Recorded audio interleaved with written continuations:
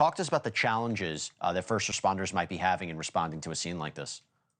Yes, like you said, the debris field is actually, from what I've been told, over a quarter mile, could be even further. There's unconfirmed reports as much as a half a mile away, unfortunately found body parts. So this area is so large, but so densely, populated. It wouldn't shock me if we're hearing about recovery of, people or unfortunately different things from now until the sun rises. How do they contain it? How do they contain that amount of fuel from spilling into other areas and possibly igniting?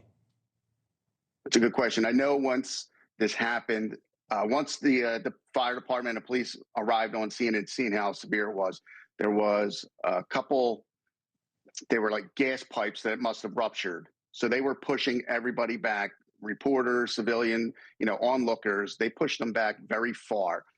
So they're going to have multiple of our utility agencies there. Philadelphia Water Department, PECO, our electric, and Philadelphia Gas were there in the area shutting things down, so it didn't go any further than it was. But from what I was told, for people on the scene, you could smell the gas, you could smell the fuel burning within a half a mile of the crash site. I mean, you're hearing people who were not near the crash, but where their houses actually shook from it. That's the level of intensity, and we're showing this Ring doorbell footage here.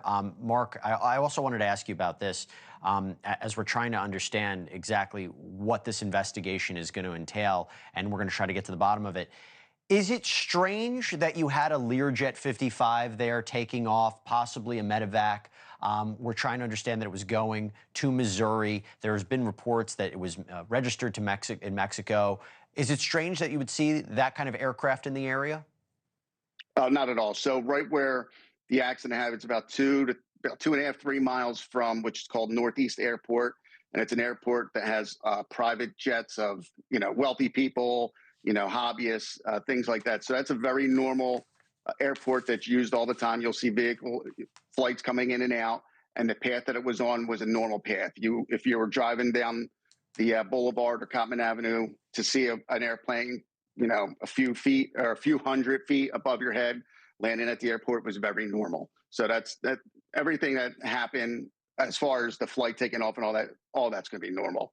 It's just the unfortunate end result. Right, because what we're looking at right now shouldn't have happened. And talk to me about the danger right now that currently exists for civilians. I've been seeing reports from the Philadelphia Office of Emergency Management telling residents to close their windows. Is the danger from the smoke coming into their homes? Talk to us about what the people around that neighborhood, what you might be advising them to do.